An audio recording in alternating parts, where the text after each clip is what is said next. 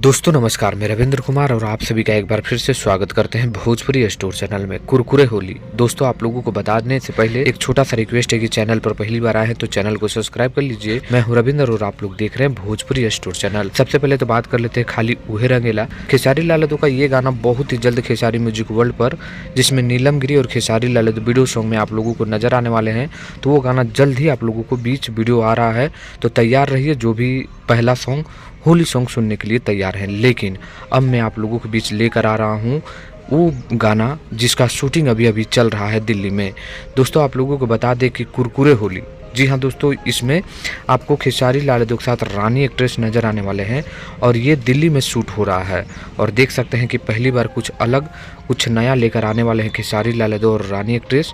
ये चैनल होगा VAR music YouTube channel, वहाँ पर ये गाना आप लोगों को देखने को मिलने वाला है। तो तैयार हो जाइए, कुरकुरे होली जो रानी एक्ट्रेस और खेसारी लाल यादव का, और उससे पहले खाली उहे रंगेला आप लोगों को खेसारी म्यूजिक वर्ल्ड पर आ रहा है। तो होली सॉन्ग को सुनने वालों के लिए ये अच्छा खबर था। लाइक करके